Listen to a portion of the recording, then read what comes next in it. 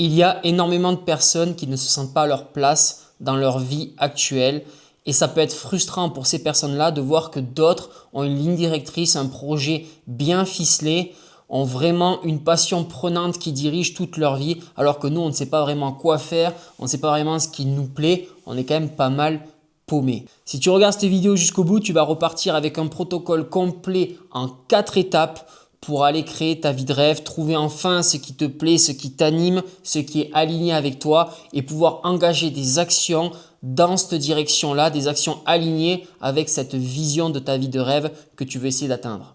Moi, c'est Lucas, je suis coach en transformation de vie, en changement de vie. J'ai été formé à la prestigieuse école de la Paradox School, école de transformation personnelle et du coaching profond.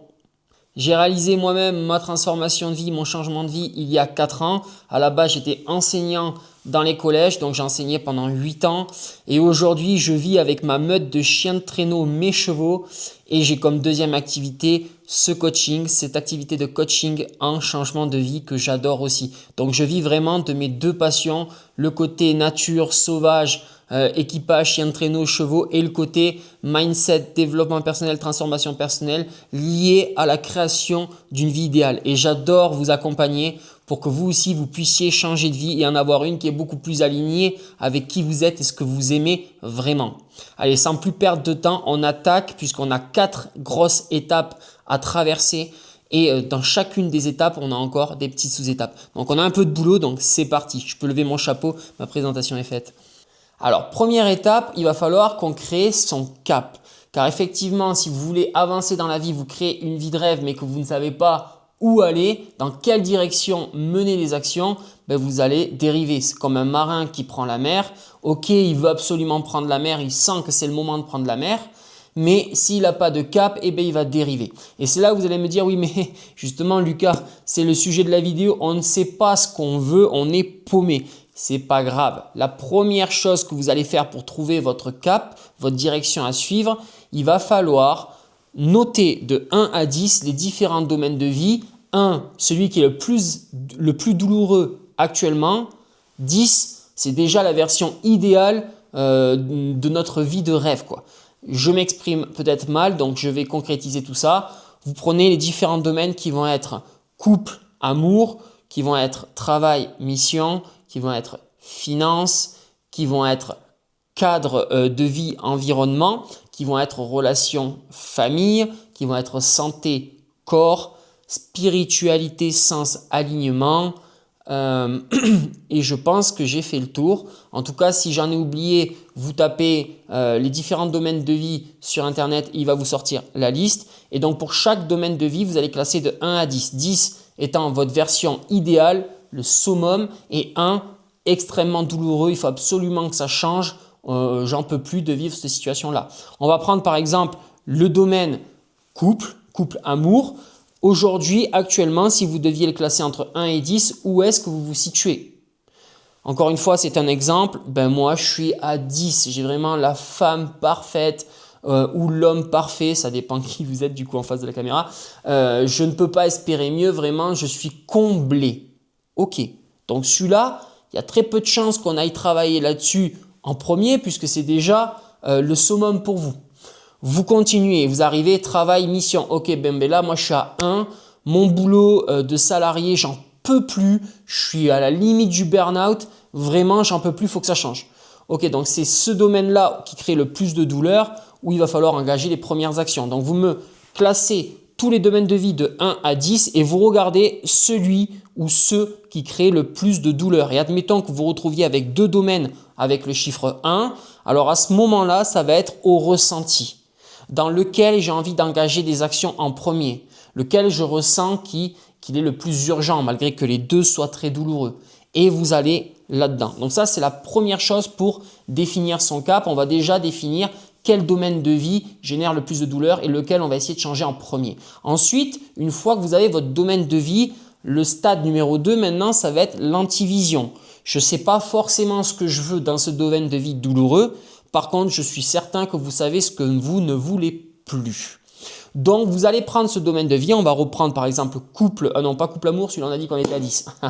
On va reprendre le domaine travail. Et à ce moment-là, vous allez regarder dans le travail ce que vous ne voulez absolument plus dans votre vie future idéale. Exemple, je ne veux plus travailler en équipe, moi je suis très bien pour travailler tout seul, mais dès que je dois gérer de l'humain, c'est compliqué, ça m'use, j'aime pas ça. Ou à l'inverse, je ne veux plus travailler seul, moi je m'ennuie, j'ai besoin d'avoir de la communication, d'avoir des échanges avec des êtres humains. Donc à ce moment-là, ça je ne veux plus. Je ne veux plus avoir de hiérarchie, je veux être le patron. Ou je ne veux plus avoir toutes les responsabilités, je préfère être employé.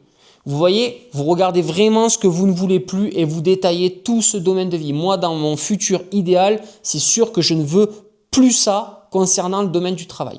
Une fois que vous savez ce que vous ne voulez plus, on aura déjà grandement avancé. On va prendre l'inverse. Donc, on appelle ça la pensée inverse. Vous ne voulez plus travailler seul, ça veut dire que vous voulez travailler en équipe. Donc, je ne savais pas trop ce que je voulais dans ce domaine-là, mais regardez, en prenant la pensée inverse, on a déjà une première ébauche. Je ne veux plus avoir de hiérarchie au-dessus de ma tête, ça veut dire, autrement dit, je veux être mon propre patron. Vous voyez ce que je veux dire? Ou, en tout cas, on est associé à stade égal, si jamais je ne suis pas le seul patron. Je ne veux plus me déplacer physiquement pour mon travail, alors à ce moment-là, on va trouver un job que vous pouvez faire de chez vous. Vous voyez, en prenant l'inverse, vous allez avoir une première vision de ce qui vous plaît.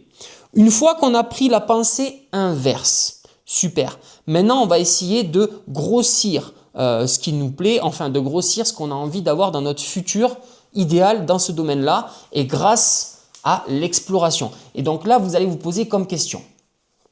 Maintenant que je sais ce que je ne veux plus, je voudrais éclaircir ce que je veux absolument retrouver dans ce domaine-là, dans ma vie future idéale. On reprend le domaine du travail. Je ne veux plus avoir de patron, on l'a dit. Par contre, je suis sûr et certain de vouloir travailler en équipe. Dans ma situation actuelle au travail que je veux changer, le côté hiérarchie, je n'en peux plus. Par contre, le côté travail en équipe, ce qui est déjà ma situation actuelle, j'adore ça. Donc là, vous êtes sûr que vous voulez retrouver ça dans votre vie future idéale concernant ce domaine. Donc, vous faites la liste de ce que vous adorez déjà dans votre situation actuelle et que vous voulez absolument retrouver dans votre situation future. Ok, donc là, on a déjà l'antivision. Ce qu'on ne veut plus. En prenant l'inverse, on a déjà une idée de ce qu'on veut. Ensuite, on regarde l'exploration de ce qui est important pour nous et qu'on va absolument retrouver. Et on va en ressortir quelques points. Ça, c'est sûr que je le veux. Grâce à ces différentes étapes, vous allez pouvoir créer une première ébauche de vision. Ok, donc ma vie future concernant le travail, elle va ressembler à peu près à ça. Et maintenant, j'aimerais qu'on rentre dans les détails. Donc, vous allez vous imaginer, et là, c'est un exercice d'imagination. On est d'accord ? Vous allez essayer de vous imaginer quelle serait une journée idéale au travail, puisqu'on est toujours dans ce domaine de vie de travail. Donc, vous vous levez à quelle heure? À quelle heure vous commencez à bosser? Est-ce que vous bossez toute la journée ou que le matin ou que l'après-midi? Quel est votre rythme? Est-ce que vous travaillez 7 heures par jour ou plutôt 4 heures ou 2 heures ou 1 heure le matin, 3 heures l'après-midi? Bref, quel est votre rythme? Quand est-ce que vous sentez que vous avez le plus d'énergie pour travailler, que vous êtes le plus productif? Ok? À quel moment vous travaillez en équipe? À quel moment vous travaillez seul? Si vous travaillez en équipe ou si vous travaillez tout seul, est-ce qu'il y a des moments où on est seul et d'autres en équipe, ou est-ce que c'est toute la journée en équipe, toute la journée seul? Vous voyez, vous essayez vraiment de dérouler une journée idéale de travail. Est-ce qu'il y a des brainstorming? Est-ce que j'ai des réunions? Est-ce que j'ai des visios? Etc. Vous déroulez votre journée. Ok. Même si on ne sait pas encore vraiment le fond du projet, là on regarde la forme. Ok? La forme. Comment j'aimerais que ça se déroule? Même si on n'a pas encore l'idée de business, on regarde la forme. Ok. Une fois qu'on a fait ça, donc on a notre antivision, la pensée inverse, on a l'importance, les choses importantes qu'on va absolument retrouver, on a fait notre première ébauche de vision. Maintenant, vous allez regarder le futur self. Et ça, c'est quoi? Quelle personne vous allez devoir devenir pour vivre cette version idéale de votre domaine de vie qui est là et travail, mission. Si vous étiez déjà la version qui est capable de vivre ça, vous seriez déjà en train de vivre ça. Ce qu'il faut vraiment se dire que quand on change notre vie, pour l'instant on essaye, ou plutôt beaucoup de personnes essayent de faire pour changer. Et ils se disent, une fois que j'aurai fait tout ça, alors je vais devenir une autre personne. Non, c'est l'inverse qu'il faut prendre. C'est je fais tout ce que je peux pour devenir une autre personne. Et une fois que je suis devenu la personne capable de vivre ma situation idéale, alors naturellement ma situation va se réaligner. Puisque comme je suis une nouvelle personne, j'ai d'autres façons de penser, je vais voir d'autres opportunités, j'ai d'autres idées, j'ai une autre vision sur le monde et tout ça va faire que ma réalité va se réaligner. Donc le but, ça va vraiment être de voir quelle personne je dois devenir pour pouvoir vivre ma vie idéale dans ce domaine de vie-là qui est douloureux pour moi. Donc si par exemple, dans ma vie idéale, je suis un patron. Actuellement, je suis salarié, c'est douloureux. J'ai vu qu'avec les étapes d'avant, il faut que j'ai envie de devenir un patron. Ok. Comment un patron voit le monde? Quelles sont ses pensées? Quelle est sa manière d'agir? Comment il interagit avec les gens? Qu'est-ce qu'il dégage? Donc, vous me faites vraiment la liste de qui je dois devenir dans mon imagination. Et vous imaginez, bien sûr, c'est pas grave si vous vous trompez, mais d'après vous, qui vous devez devenir pour incarner le rôle de patron. C'était un exemple. Et à ce moment-là, vous allez faire dans un deuxième temps l'état des lieux de qui vous êtes aujourd'hui. Je dois devenir telle personne pour vivre ma situation idéale, mais aujourd'hui, je suis telle personne. Où est l'écart? Quel est le delta? Je reprends un exemple, je veux devenir un patron. Un patron, je vois que c'est une personne qui a beaucoup d'assurance. Aujourd'hui, j'ai très peu d'assurance, j'ai très peu confiance en moi. Donc là, j'ai un gros écart, j'ai un gros delta. Ok. Donc une fois que vous avez tous les écarts, tous les deltas entre votre version capable de vivre votre situation idéale et votre version actuelle, vous allez regarder où est-ce que vous avez envie d'engager les premières actions, car vous n'allez pas vous changer en une journée entièrement. Il va falloir y aller petit à petit. Comment on transforme une vie, comment on transforme une personne? Ça va être en cumulant des actions alignées avec ce qu'on veut devenir. Et c'est la cumulation de toutes ces actions qui, au bout du compte, vous auront transformé. Et cette accumulation d'actions, ça peut être sur des semaines, des mois, pour certaines personnes, des années. Donc, ne vous dites pas, je vais me changer entièrement aujourd'hui. Non. Regardez les différents écarts et regardez là où vous ressentez qu'il faut engager les premières actions. Et à ce moment-là, on va essayer de faire émerger une action alignée. Donc là, on va arriver dans la deuxième étape. Tout ce qu'on a parlé, ça faisait partie de l'étape 1 qui était définir son cap. Étape 2 qu'on va appeler navigation quotidienne. On va avoir 4 moments à aller explorer. Le matin, la journée, le soir et le dimanche, le bilan hebdomadaire. Ok, on va prendre le matin. Vous vous réveillez, vous vous levez. Le but du jeu, ça va être d'incarner dès le réveil la personne qu'on doit devenir pour vivre la situation idéale qu'on veut vivre. Alors, comment faire? On a vu que dans l'étape d'avant, on a un écart entre notre version actuelle et la version qu'on veut devenir. Et on a choisi un écart dans lequel on va engager les premières actions. Donc, vous vous réveillez le matin, vous essayez de vous mettre dans la peau de cette personne en ce qui concerne l'écart que vous essayez de combler. Concrètement, on a pris l'exemple du patron. Je suis pour l'instant salarié, j'aimerais devenir patron dans ma version idéale. Je me réveille dans la peau du patron, je me mets dans la peau du patron. Et j'ai vu que dans la peau du patron, l'écart sur lequel j'ai envie d'engager les premières actions, c'est sur la confiance en soi, l'assurance qu'il dégage. Alors à ce moment-là, je me mets dans la peau du patron et je m'imagine en tout cas que j'ai de l'assurance, que j'ai confiance en moi. Vraiment, j'essaye de le vivre. Je suis déjà cette personne qui a de l'assurance, qui a de la confiance. J'essaye vraiment de l'incarner. Et une fois que vous avez visualisé ça, que vous avez incarné ça, vous allez vous poser comme question intérieurement, quelle action, quelle prochaine petite action, quel petit pas, quelle micro-avancée je vais pouvoir engager aujourd'hui pour me rapprocher de cette version-là que je ressens là, qui a plus d'assurance, qui a plus de confiance. Et vous allez faire ça sans vous mettre aucune pression. C'est-à-dire que si jamais il ne vous vient rien lorsque vous avez visualisé, ressenti et que vous vous êtes posé cette question, s'il ne vient rien, ce n'est pas grave, ça viendra plus tard dans la journée. S'il ne vient rien, je le répète, ce n'est pas grave, ça viendra plus tard dans la journée. Dans la journée, il va y avoir une idée qui va émerger, peut-être tu pourrais faire ça. Et ça va être un micro-truc, ne vous attendez pas à the big idea, c'est un micro-truc.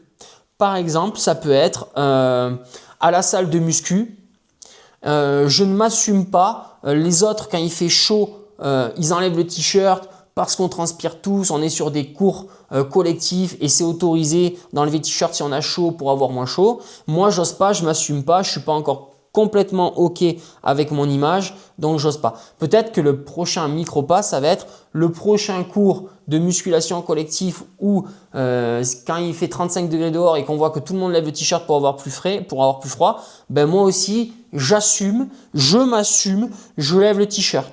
Ça peut être juste une action comme ça. Ça peut être, là je suis dans une formation actuellement pour développer mon business. On est en visio une fois par semaine avec le coach qui gère la formation. Il nous demande d'intervenir à tour de rôle donc chaque semaine. Moi, j'ose jamais passer à l'oral. Pour l'instant, je laisse les autres faire. J'ose pas poser des questions. Ben, cette semaine, je m'engage à, ou plutôt aujourd'hui, si vous êtes sur une journée où il y a la visio, je m'engage à passer à l'oral, à poser une question. Ça peut être ce micro-pas. On est d'accord? Ne vous attendez pas au gros changement. C'est vraiment une petite action. Une fois que je l'ai réussi, que j'ai agrandi ma zone de confort, on aura une autre petite action. On va agrandir la zone de confort. Et quand vous ferez ça cumulé sur des mois, vous serez drastiquement une nouvelle personne qui aura des nouvelles visions du monde, nouvelles façons de penser, à qui va s'offrir des nouvelles opportunités, excusez-moi, et qui aura des nouvelles idées. Ok, super. Donc ça va être votre job. Vous vous réveillez, vous vous mettez dans la peau de la personne que vous voulez incarner. Vous regardez l'écart que vous voulez essayer de combler et sur cet écart, vous vous posez la question, quel est le prochain petit pas que je veux faire dans cette direction? Ok. Une fois que vous avez fait ça, la deuxième temporalité, c'est la journée. La journée, vous avez toute la journée pour réaliser cette action qui a émergé. Et si elle n'a pas émergé pendant la visualisation et qu'elle est arrivée plus tard dans la journée, ben vous avez le reste de la journée pour réaliser cette action. Et si on est trop tard, qu'elle vous arrive que le soir, ben vous le ferez le lendemain. Ok. Maintenant, la journée, donc très simple, vous réalisez l'action qui a émergé du matin. Troisième temporalité, le soir. Le soir, on va faire un journal d'épreuves. Ok. Donc, vous allez essayer de faire le bilan de la journée assez rapidement. Hein, on ne va pas y rester 10 ans. Mais vous regardez dans la journée ce qui prouve bien que vous êtes en train de devenir cette nouvelle personne qui est un patron, qui a de plus en plus d'assurance. Aujourd'hui, sur la formation, j'ai pris la parole. Ça prouve bien que je suis en train de devenir cette personne-là. Pourquoi on fait ça? C'est important que vous croyiez profondément que vous devenez cette nouvelle personne. Encore une fois, pour avoir de nouvelles idées, de nouvelles façons de penser, avoir de nouvelles opportunités qui s'offrent à nous. Parce que comment fonctionne le cerveau humain? Il va y avoir le subconscient, là où est stocké nos croyances profondes, notre identité profonde. Et il va y avoir le système d'activation réticulaire, le SAR, qui lui filtre les informations de la réalité pour nous apporter seulement ce qui est cohérent avec notre identité profonde, nos croyances profondes.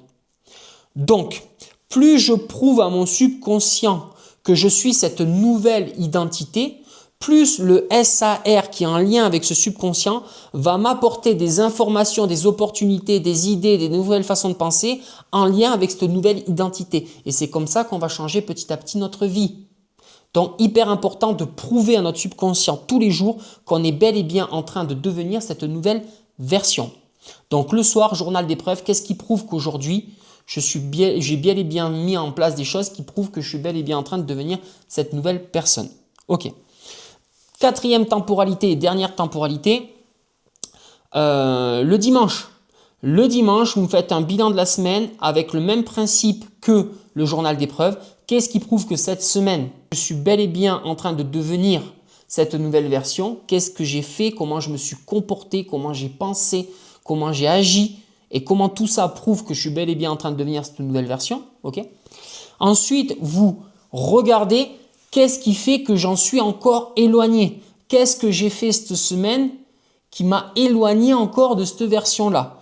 Et sur ce que vous avez fait qui vous a éloigné, il va certainement vous venir des idées d'action pour la semaine à venir. Et donc, troisième étape, qu'est-ce que je peux faire pour la semaine à venir qui va me rapprocher de la version que je veux devenir. Donc, dernière temporalité le dimanche, on clôture la semaine. Première chose, qu'est-ce qui prouve que je suis bel et bien cette nouvelle identité? Deuxième chose, qu'est-ce qui m'éloigne encore de cette nouvelle identité? Troisième chose, qu'est-ce que je peux donc faire qu'est-ce que je peux changer pour m'en rapprocher? Ok, donc là on a fini notre deuxième grosse étape qui était donc, je vous rappelle, navigation au quotidien. On navigue au quotidien, super. Maintenant on va rentrer dans notre troisième étape qui est garder le cap. Malgré que vous vous plongiez dans cette personne que vous voulez devenir tous les matins, vous allez des fois être dans du brouillard. Vous allez vous réveiller le matin et vous allez être dans le brouillard. Vous saurez plus ce que vous voulez alors que la veille c'était clair. Vous ne savez pas quoi faire, vous ne savez pas qui devenir alors que la veille c'était clair. Donc quand c'est comme ça, c'est pas grave, ça veut dire que vous avez de l'agitation mentale, on a du brouillard mental qui donc obscurcit notre clarté d'esprit. Comment on fait pour retrouver de la clarté d'esprit? On va essayer de dissiper cette agitation mentale, de calmer le mental pour avoir accès à notre intelligence profonde, à notre âme, à notre alignement, à ce qui nous fait émerger des actions alignées. Ok? Comment on fait donc pour calmer notre mental? Je vais vous proposer 3 outils. Le premier, c'est le mouvement.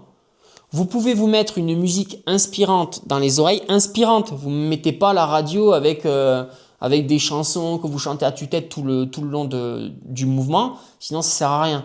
Donc soit vous mettez une musique inspirante, le mieux c'est sans parole, soit vous mettez rien du tout, pas de musique. Vous n'allez pas courir avec un copain ou avec qui vous allez discuter, aucune distraction, juste vous allez mettre du mouvement.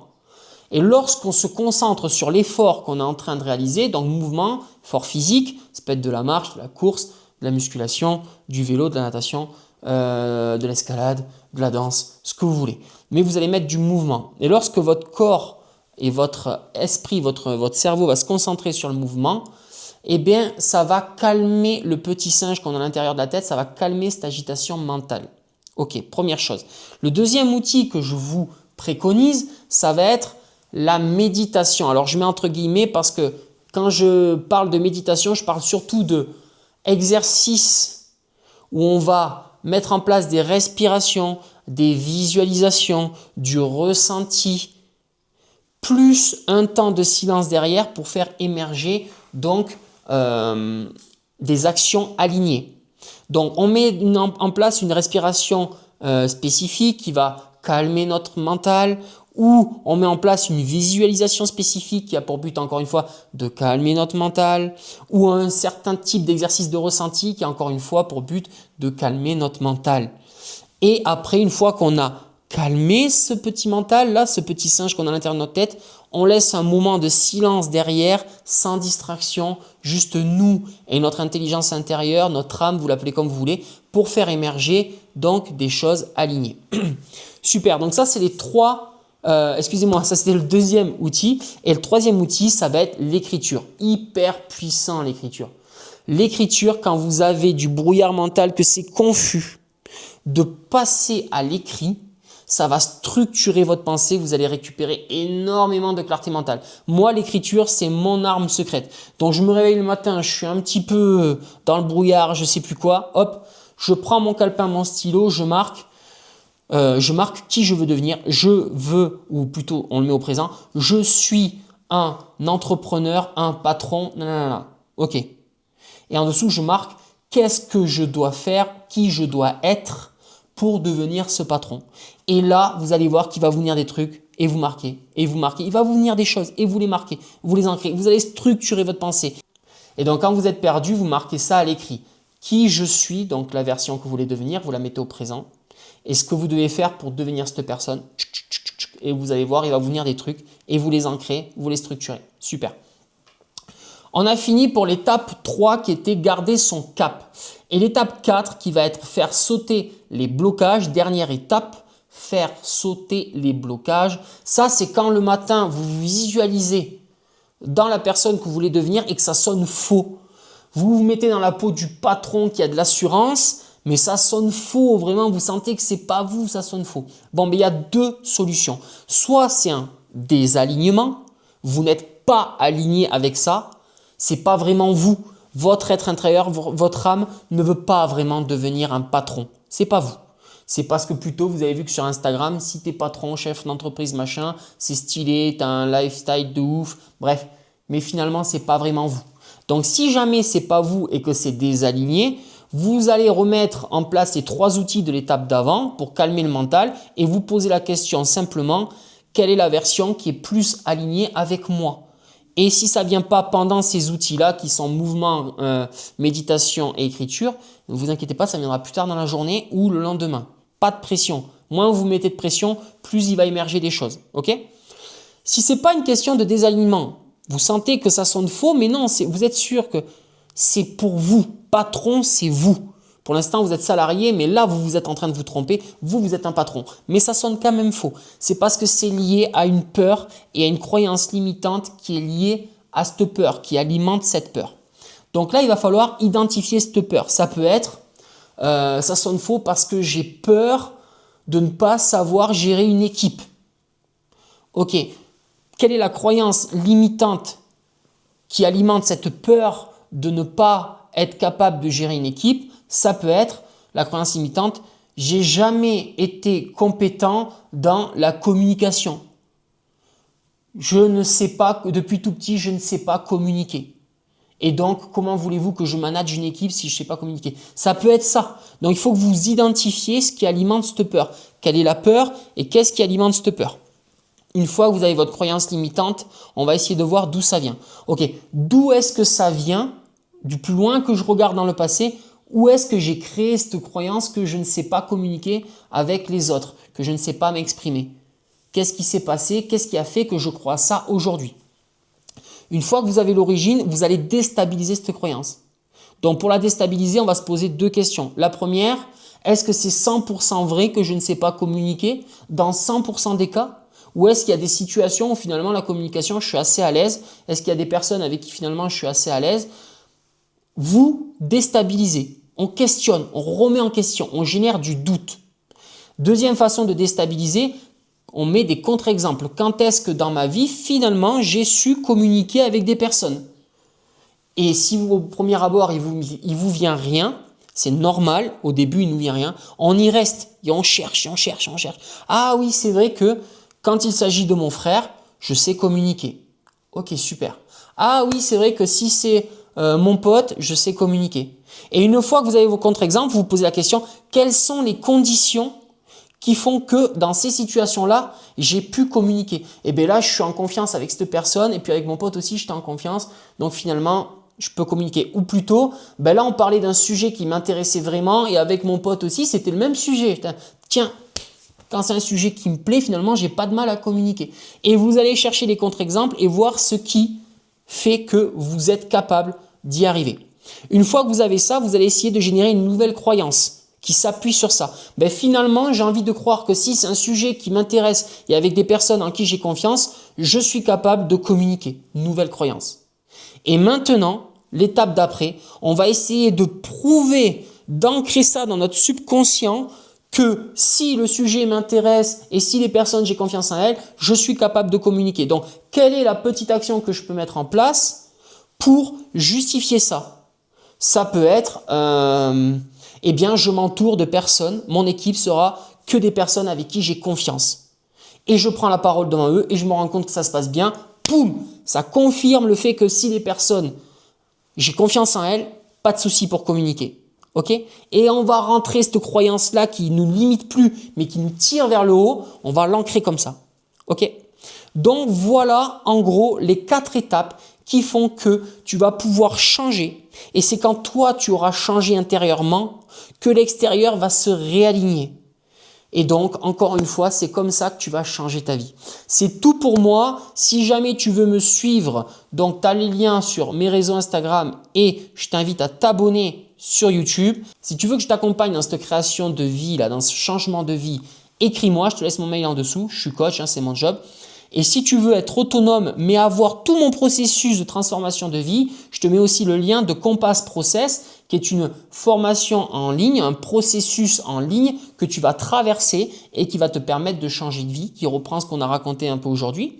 Et dernière chose que je peux te proposer, on fait des week-ends immersifs de 2 jours dans la montagne et dans la forêt. Donc ici, dans un cadre incroyable, puisque je t'ai dit, j'ai une passion qui est le sauvage, pour te faire changer de vie, pour te donner les clés pour changer de vie. Si tu veux les informations sur les prochaines dates ou comment se déroulent ces séjours immersifs, pareil, je te laisse mon mail, tu m'écris en dessous. Allez, ciao!